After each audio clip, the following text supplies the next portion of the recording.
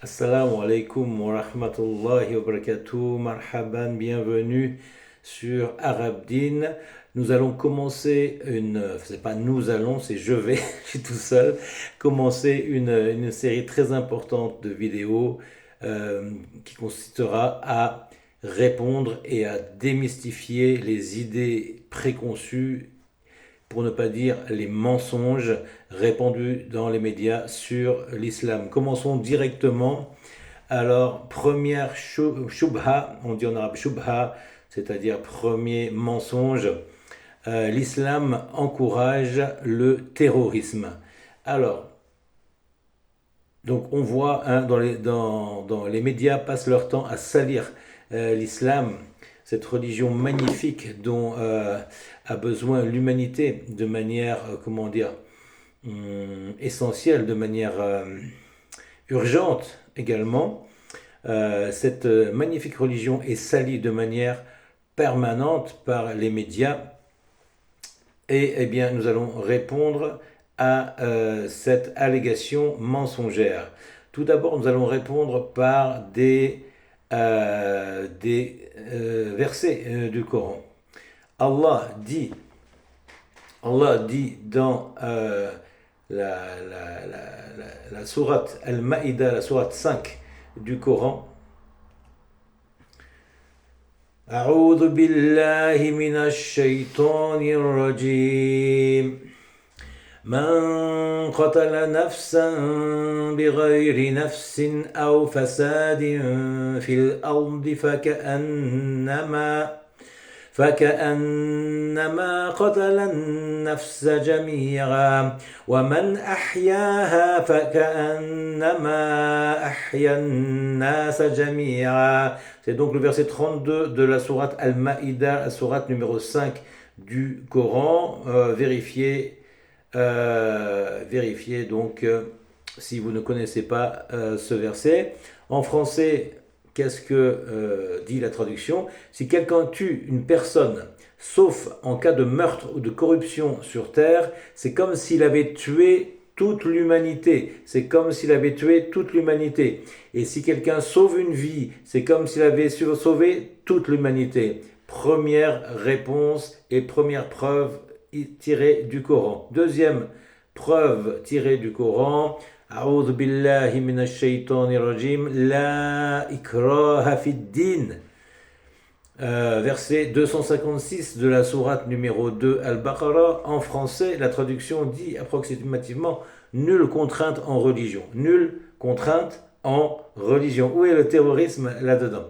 Appel à la paix. L'islam, en effet, appelle à la paix. L'islam invite à la paix. La preuve en est le verset 61 de la sourate Al-Anfal. أعوذ بالله من الشيطان الرجيم وإن جنحوا je reprends وإن جنحوا للسلم فاجنح لها وتوكل على الله. Je reprends parce que je ne l'ai pas bien récité. Je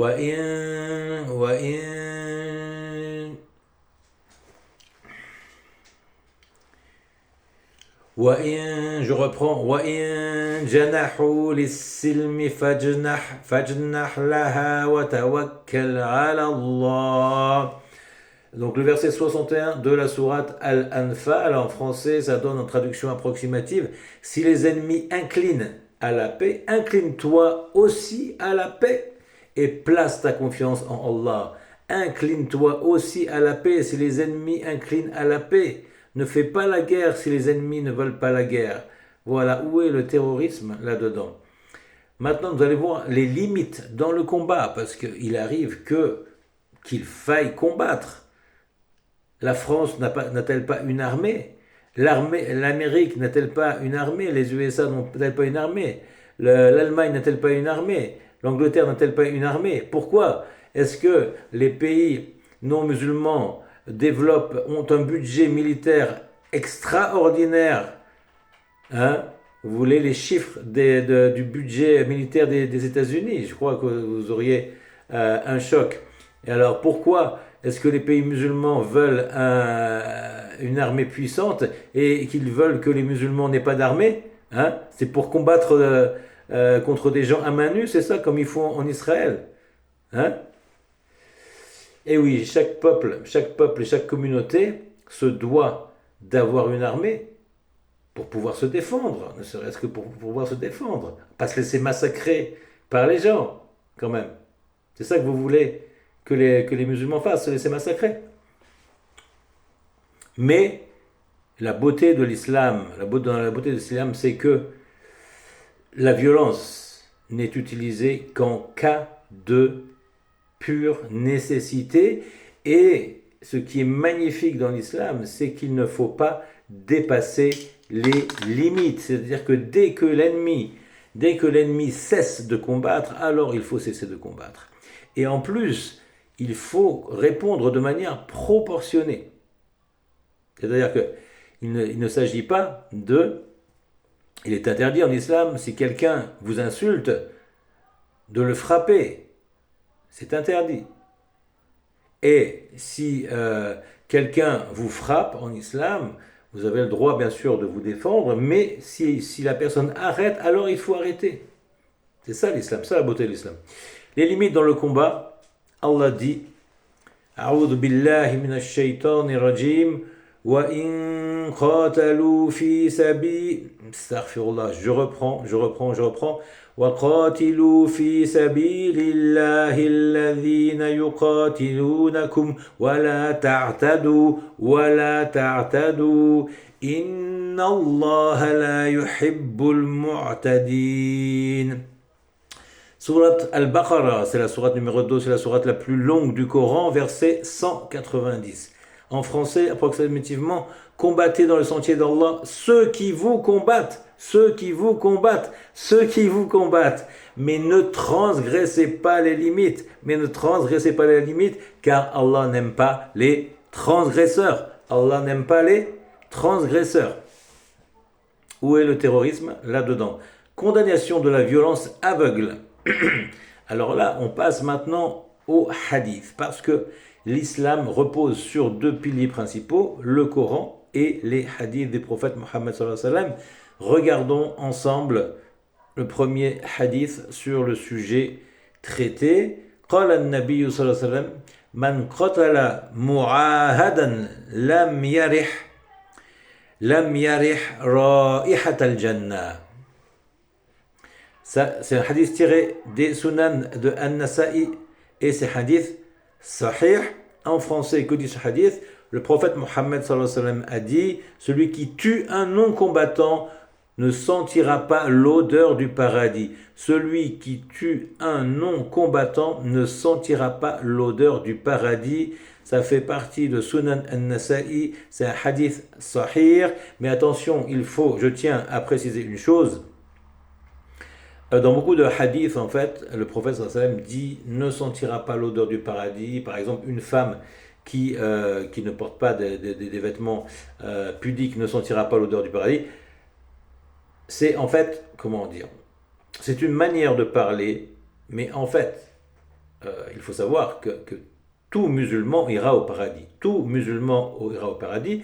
Il faut savoir également que tout non-musulman, c'est-à-dire aucun non-musulman n'ira au paradis.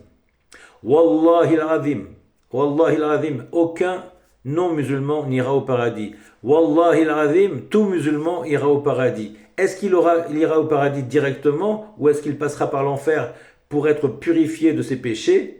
Allahu a'lam, ceci est entre les mains d'Allah Azza wa Jal. Deuxième hadith qui promeut la douceur et la non-violence. Oui, l'islam est une religion non-violente qui prône la non-violence. Mais l'islam n'est pas une religion où on se laisse marcher sur les pieds et où on se laisse tuer impunément. Non. L'islam n'est pas une religion de masochistes. Non. C'est ça que voudraient certains ennemis de l'islam, mais l'islam n'est pas une religion de masochistes. L'islam, et donc Allah Azza wa Jal, autorise les musulmans à se défendre à défendre leur propre personne, à défendre leur famille, leurs enfants. Et oui, l'islam autorise les Palestiniens à défendre leurs enfants contre les meurtriers d'Israël. Oui. Mais l'islam, à la base, promeut la douceur et la non-violence. قال النبي صلى الله عليه وسلم إن الله رفيق يحب الرفق إن الله رفيق يحب الرفق ويعطي على الرفق ما لا يعطي على العنف. Ce hadith se trouve dans Sahih Muslim, donc l'un des recueils les plus authentiques de hadith, et donc l'un des deux livres les plus authentiques après le Coran, le recueil de hadith de l'imam Muslim et le recueil de hadith de l'imam al-Bukhari en français. Ça donne, le prophète sallallahu alayhi wa sallam a déclaré: Allah accorde à la douceur ce qu'il n'accorde pas à la violence. Sahih Muslim, hadith numéro 2593, pour ceux qui veulent vérifier. Le respect des non-combattants dans les conflits. Un hadith du prophète sallallahu alayhi wa sallam dit: قال النبي صلى الله عليه وسلم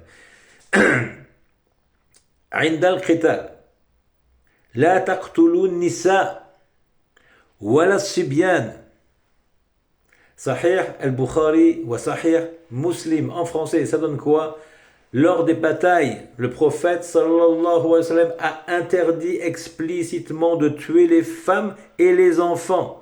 Lors des batailles, le prophète sallallahu alayhi wa sallam a interdit explicitement de tuer les femmes et les enfants. Sahih al-Bukhari et Muslim. À côté de ça, moi, j'ai vu une vidéo d'une haute responsable du gouvernement américain lorsqu'on lui a demandé si, à son avis, ça valait le coup d'avoir tué des dizaines de milliers d'enfants en Irak. Elle a réfléchi 2-3 secondes, puis elle a dit « Yes, ça valait la peine. » Un monstre, et une femme en plus. Une femme qui donne la vie par la permission d'Allah dit que ça valait le coup, que c'était légitime de tuer des milliers d'enfants. Honte. Honte à vous. Et après, vous vous permettez de dire que l'islam est une religion terroriste, espèce de menteur. Menteur. Vous n'avez pas honte de mentir comme ça? Vous prenez les gens pour des imbéciles ou quoi?